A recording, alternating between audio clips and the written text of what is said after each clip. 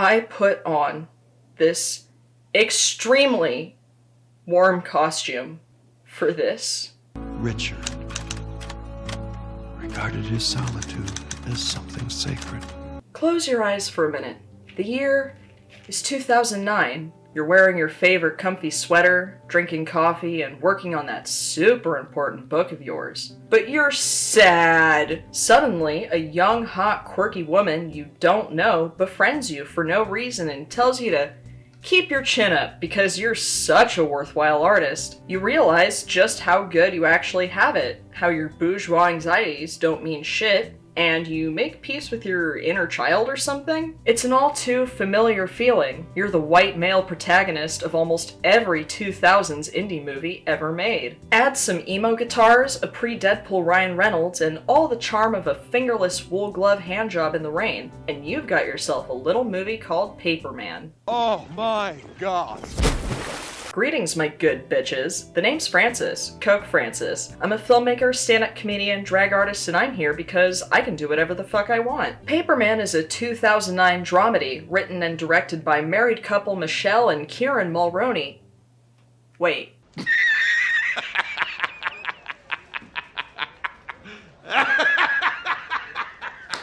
After workshopping their script through the Sundance Labs, the duo looked at their story about a man-child with writer's block and his superhero imaginary best friend, and thought to themselves, yes, the world needs this. The only thing convincing me they wrote this themselves is because the technology to feed 1,000 hours of indie films to AI bots didn't exist back then. Paperman boasts an extremely talented cast with Jeff Daniels, Emma Stone, Lisa Kudrow, and Ryan Reynolds in an ill-fitting supersuit. I'm honestly surprised he hasn't referenced this movie in Deadpool, though it might be because he's trying to suppress his memory of ever doing it. It's okay, Ryan.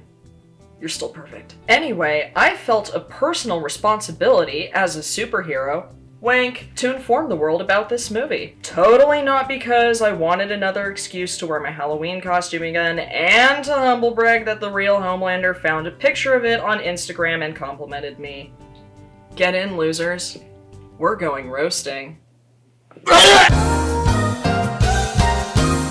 So, right off the bat, the film opens with what I would love to do to this script. We also get our first hit of saccharine emo guitars and cutesy little animated paper credits that you've definitely seen before. Look, get it?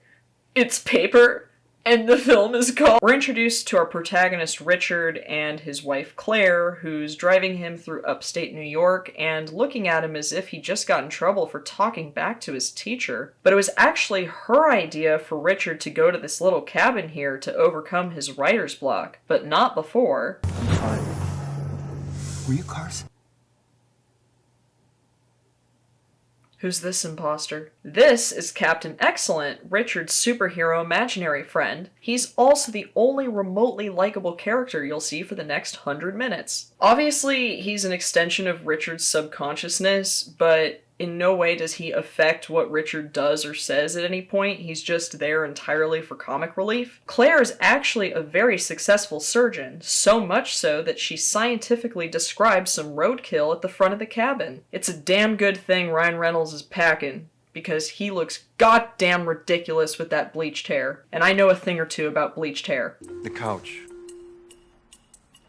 Could be a problem. Correct, Richard! This couch is a visual representation of every possible indie movie cliche you'll see unceremoniously stuffed into this drivel. So, Claire is actually a perfectly reasonable and down-to-earth woman who Richard treats as if she's Sally Field when she acted all cunty in Mrs. Doubtfire. She even gets the bastard a brand new laptop. And this douchebag tells her he'd rather use a typewriter because, oh, he's such a tortured artist. He'll never let you forget that. I don't feel cute anymore. I think anger is cute. Not just like this. God, I wish I was her. Or him, depending on the context. You didn't, bring him out here, did you? So apparently she knows about Captain Excellent, and she's a doctor and can't tell the difference between her husband being charming and quirky versus being genuinely mentally ill.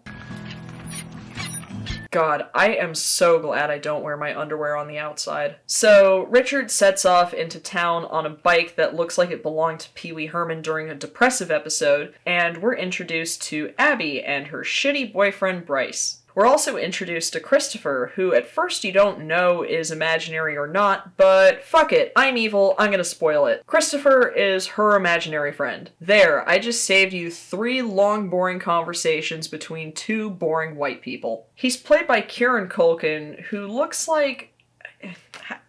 how do I put this? A slightly... slower Jared Leto? Is that PC enough? Who cares? This character sucks. This is where Richard sees Abby, and he follows her. Hand soap. Oh. No, it's for your wheels. This girl has been ready for the pandemic for over a decade. Richard tells her that the reason he's following her is because he needs a babysitter, and instead of running and calling the cops, she... agrees. Meanwhile, Captain Excellent is giving the straight tea to Richard about how much of a piece of shit he is, and god damn it, that hair looks fucking ridiculous on him. Oh my god. Do capes assist with drowning? If so, please direct me to your nearest river. Our fragile artist is finally getting going with writing when Abby, the teenage girl he invited over for no apparent reason, actually shows up. Is it sleeping? The baby? Basically, I guess, there is no baby. Okay, my good bitches, let's play a game. Abby has just discovered that this man, who followed her around town on a bike, has lied about having a baby for her to babysit in this cabin in the woods in upstate New York. Will she, A, run and call the cops, B, unload an entire can of bear mace into his eyes, then run and call the cops, or C, be a fucking idiot? Well, shit, then this will be easy. This girl would absolutely be the first to die in a horror movie. So she stays and starts reading one of his books from the middle because, you know, she's so hashtag quirky. Self-loathing is an underrated form of psychological checks and balances. Never too high, never too low. I know what you're thinking. No, you don't. I was thinking about pantaloons. God damn it, Ryan. You absolute treasure. You still look fucking ridiculous with that hair. So Christopher shows up and tells Abby that she's out of her mind, and since this is an extension of her subconsciousness, all this means is that she's ignoring her intuition. Also, apparently Christopher has a thing for her, I guess because her real-life boyfriend is shitty, but if that's the case, she couldn't imagine anyone hotter than slow Jared Leto? Was Ryan Reynolds already taken? Captain Excellent is giving Richard shit over this too, which means he too is ignoring his intuition, which is even worse because he is 50 goddamn years old. But he asks Excellent to do the voice, which is cute and all, but doesn't actually serve any purpose to the story. It doesn't empower Richard, and when Excellent actually gives him advice, he ignores it anyway. Maybe that's the point, I don't care. Take all the crap that's rotting in your fridge and throw it out. Or you could toss it into a pot and make soup out of it. Boy, she really is ready for her first year of college. It's excellent.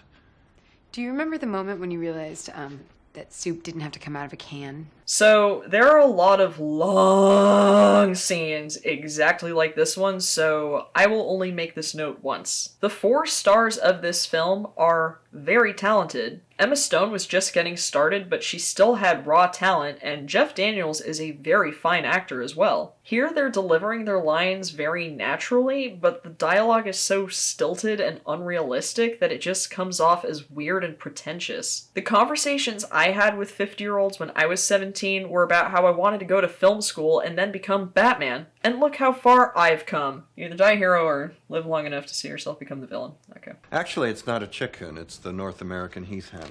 Related to the greater prairie chicken, but not technically. So now Richard is being treated to an incredible lobster meal by his total bitch of a wife, am I right? And he asks if they're separated now that a 17-year-old girl taught him what those words meant. All while wearing this stupid goddamn bib while she feeds him. No, you know what? Fuck her for enabling this shit.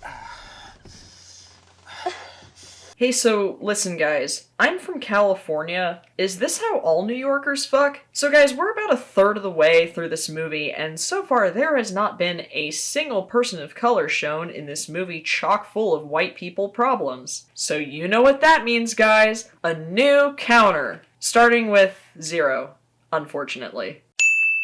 You remember when you stuck that dime up your nose and tried to snort it out your mouth? The cowboy outfit for your 7th grade school picture? You remember? Ouch! This is literally my right brain at 3 a.m. God damn it, Ryan. You absolute treasure. You still look fucking ridiculous with that hair. So Richard is finding all sorts of stuff to distract him from writing, him having writer's block and all. But never in my life have I seen writer's block manifest itself in some twee fantasy of picking up all these quirky little hobbies. It usually just involves staying in bed all day and watching BoJack Horseman on repeat. Anyway, Abby comes over with a fish wrapped in some newspaper cause, you know, she's the hashtag quirky. It's also revealed that her dad is still in the picture, which is partially why this relationship between her and Richard is so weird. Like, it would be one thing if she didn't have parents, because then she'd be even with Richard being childless, and then he could eventually become more of a father figure to her, since that is the only way this relationship could ever be appropriate in any way. Oh, and before you get on my ass about age is just a number, no it isn't. Your book was cool, actually. Kind of blew me away. God, entertainment really sucked until the last 5 years, didn't it? Planning on have something to eat? Yeah, that's why I'm sitting at this bar counter by myself. What is this, Starbucks? My wife invented and patented a life-saving polymer shunt. Shunt, you said? Shunt. I don't know what a shunt is, and I don't care. All I know is that I'm gonna say it more. You are such a beautiful child. It means I am the end of a bloodline. The last of my kind. Oh please, I'm the last of my bloodline too. The curse ends here, and it's too bad this curse won't end right now. Also, he keeps calling his wife the Doctor, which is neither childish nor charming. Is he Audrey from Little Shop of Horrors? Excuse me, Doctor. Anyway, she finally smacks him with one of his Philosophy 101 books, which she should have done when she first met him, but whatever, I'm satisfied for a second. So Claire, the Doctor, comes by and Richard has to pretend that he made this soup and not a 17-year-old girl. Knock knock. Who's there? God damn it, Ryan. You're the gift that keeps on giving. You still look ridiculous with that hair. So Abby finally calls Richard the creep that he is, all while he tries to hide this relationship from his wife. And even if there was nothing to be suspicious of, the friendship would still look super weird. And that's exactly why it should have never happened in the first place. Abby is still a fucking idiot, and Richard is grooming her whether he realizes it or not. Who was that? Girl Scout. Girl Scout! Okay. Not gonna lie. I laughed at that. Horton. Norton. Norwood. Oh, come on. You're not even trying anymore. No. First he has to doodle all over his author's headshot because, you know, he's such a tortured artist and all. Trust me, he'll never let you forget that. Something. You know how that wouldn't have happened? If you just used the brand new laptop that your total bitch of a wife got you. You fucking shunt. Okay, so I was hoping we'd be able to finally add a tally to our POC counter, but we're given this instead. Production design matters. This couldn't have been accidental. So Bryce sees Richard for the first time and actually starts talking sense. Say what you want about the douchebag, but he really is the only one in the right here when he calls out Richard for what a fucking creep he is. I'm a flimsy man. I'm insubstantial. Oh, would you say you're a... Nah, I'm sure they'll say it later. Continue. I'm a paper man. Oh! He said it! He said the thing! It's possible to sow at sea. Life and land have slipped under the horizon to quietly wish never to see either. Hang on, guys. She's got to do something hashtag quirky again. This is, hands down, one of my least favorite scenes in the entire movie because it serves no purpose other than to twee our way into adult-onset diabetes. Cannot do this. Oh my god, I hate it. And so does Donnie Darko over here. It was really cold. Wow! It's almost as if the ocean in Montauk, New York in the middle of winter might be cold or something. You idiot. You fucking moron. She actually reveals that she saw her sister drown the exact same way, which, if anything, makes this even stupider. So we're both only children. No, you are a child. He is fucking 50. Stop trying to make this cute, Jesus Christ! Anyway, Richard drinks a $5,000 bottle of wine that apparently Claire was going to donate to a children's hospital because, as we all know, terminal children are the biggest wine snobs. Richard builds a new couch out of all the copies of his last book because he still can't pick a name for his main character. But it's enough to impress Abby, who suggests that he call his new book Paperman. The only superhero name lamer than Captain Excellent. You seem a lot more interesting than me. I'm not. It just seems that way because I have a dead sister. Actually, this is extremely representative of this whole movie. The filmmakers think you'll find this movie interesting because it has a dead soul. Anyway, Bryce wants to throw a party and Richard, the mensch that he is, offers to hold it at his place because he's 50 years old and this is a super cool thing to do. When the world is in peril, when evil surrounds you, when danger... This is also representative of this whole movie. The poster and trailer heavily advertised Captain Excellent as the main character, and he's in about 6 total minutes of this 2-hour movie about straight, middle-aged white man problems. Are we just pretending to be unhappy to add drama to our lives? Doesn't it feel like we're faking it? Our unhappiness? Oh, shut up, you fucking shunt. I think you think this is still charming. Me, if I ever hunt down the filmmakers. This movie keeps wanting me to feel bad for this asshole, but he hasn't done a single thing to redeem himself, or show why Claire is still married to him, or why Abby still hangs out with him, or why I should care. Anyway, our manic pixie dream girl, who is trying to convince us that she is not a manic pixie dream girl, comes over again, and they trade origami cranes and paper men. 'Cause, you know, they're so hashtag quirky. But once again, Donnie Darko does not approve. No longer because he cares about her well-being or anything, he's just jealous. Hey, really quick, how's that POC counter looking? Oh, but folks, now it's time for the epic party that this 50-year-old man enthusiastically volunteered to host at his cabin. And this film is still trying to convince us that giving alcohol to high schoolers and grooming a 17-year-old are charming and quirky. Now, before we move on, I just want to make a note of the fact that I do get what they're trying to do here. Like, the whole point is to show how immature Richard is, and he genuinely doesn't see anything wrong with any of this because he's also mentally 17. But whether or not they were trying to, the film is more glorifying this than condemning it, and the creep factor is thick, boy. Holy fuck. We did it, guys. We have our first non-white character, a token extra at a party with dozens of people. We've hit the quota. Huge. Pats on the back. All of you. You really are part of the solution here. Aw, but while Richard gets wasted and hits on high schoolers, Abby's having a whole bummer of a time. Richard catches Bryce giving some smooches to some thought, and the two get in a fist fight, and oh my god, I hate everyone in this house. Wait, was there one more person of color? Or... No, sorry, it's just a shadow. But the party is officially over, and Richard and Abby bond over their misanthropic views of the world before he falls asleep in her lap and says, I love you. You know, as a friend. I just find when I examine my heart, I find that there's love there. Okay, so the next scene is literally the only redeeming scene in this entire movie, and it's when Captain Excellent and Christopher talk to each other, and it's revealed why Captain Excellent has been hanging around for so long. How long you been with her? Since she was 8. You? 2nd grade. Isn't he a little old for you? I keep telling him that. He never listens. I think she's almost done with me. Good. Get out while you can. You don't want to end up like me.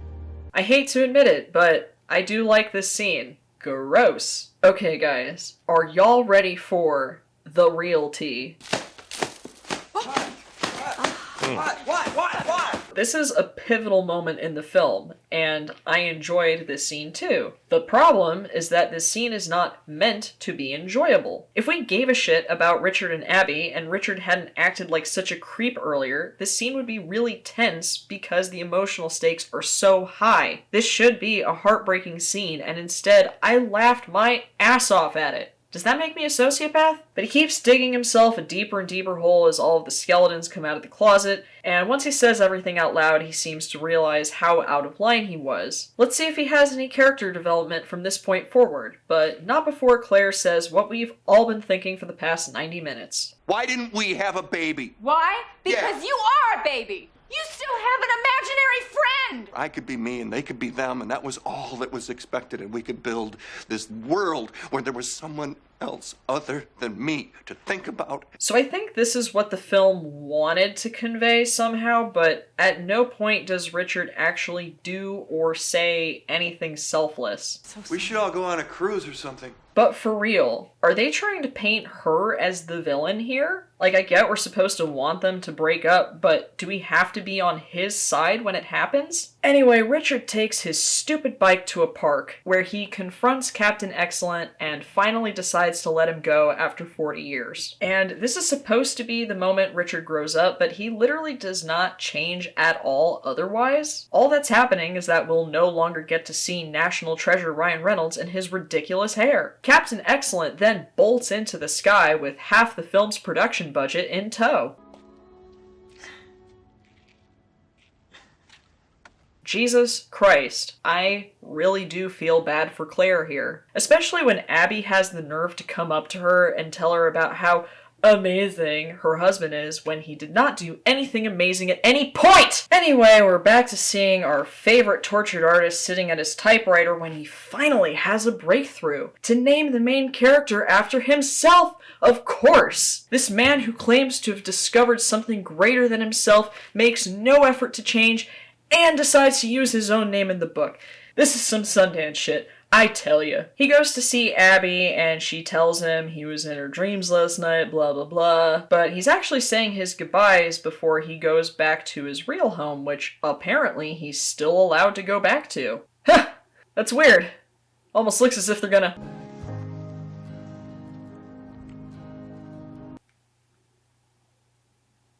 I will destroy everything and everyone. So, I hate that the movie is making me do this, but here's a trigger warning for the next scene involving someone unaliving themselves. If you want to skip past it, I put the timestamp below, just trying to be real hero here. But yeah, Richard fucks off, and Abby goes back inside to find that Donnie Darko here has hanged himself in a series of bad edits and more chimes of emo guitars. Because apparently this was the most poetic way to show Abby growing up. And let's review. How did she grow up after all? By kissing a 50-year-old man on the lips? God, I fucking hate this movie. Oh look, the crane was actually a single paragraph that Richard wrote during his 3-month stay here.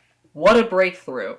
Richard regarded his solitude as something sacred, as a well-earned badge of honor, a cloak to be worn to ward off love.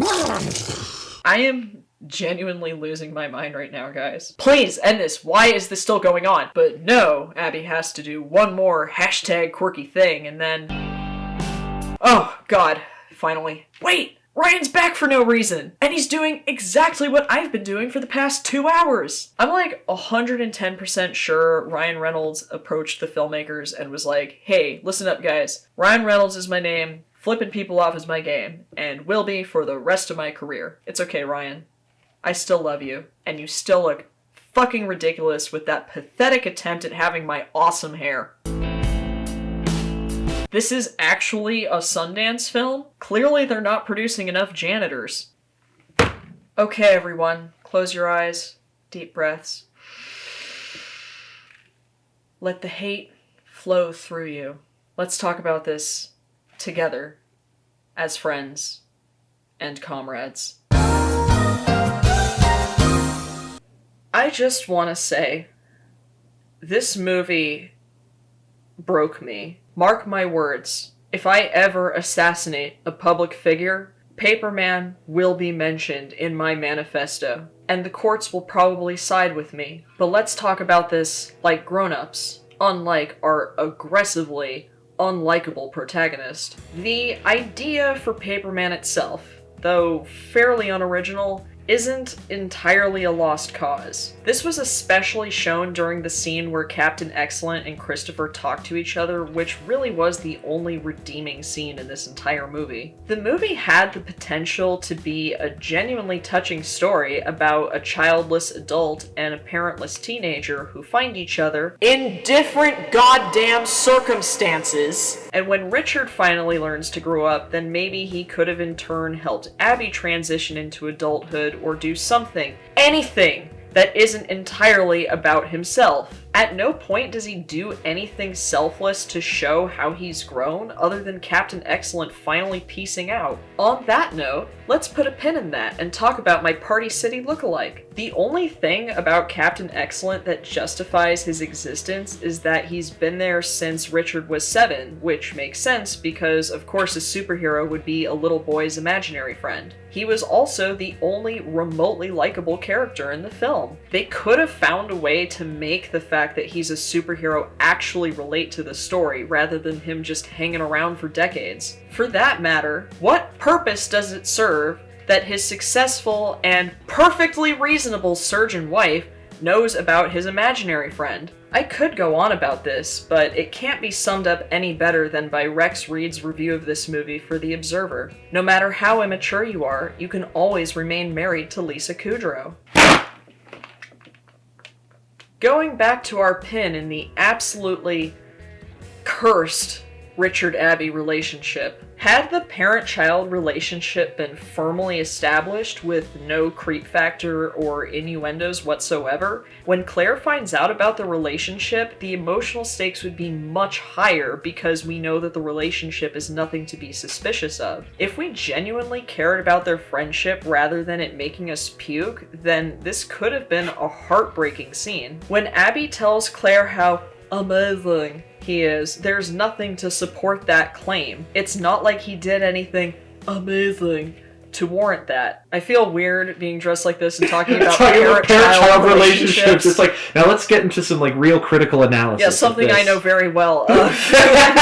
In absolutely no way did they need to make their relationship as creepy and toxic as it was. It was literally not necessary at all, and the circumstances under which they met are not only lazy, but entirely unrealistic. Any girl over the age of 5 would know to run and call the cops if a 50-year-old man was chasing her around on a bike. The second she arrived at his house and he said, "There's no baby," any human being, regardless of gender, would know to unload an entire can of bear mace into his dumb corneas. And worse yet, Richard isn't even likable to begin with. Obviously, there's nothing wrong with having a flawed protagonist, or an anti-hero even, but there has to be something there to make us still root for them in the end, and there was literally none of that here. This is supposedly a character study of characters we don't give two shits about, and all emotional depth and real character development was sacrificed in the name of making it so quirky, lol. And that fucking kiss at the end. I have racked my brain for weeks now, trying to understand the process behind this decision. I've run every test imaginable. It keeps testing positive for the most cancer-inducing thing I've seen since Bill O'Reilly's acting debut. Clearly, there was something here, at some point, that this cast saw when first reading the script. Acting and production-wise, this is actually a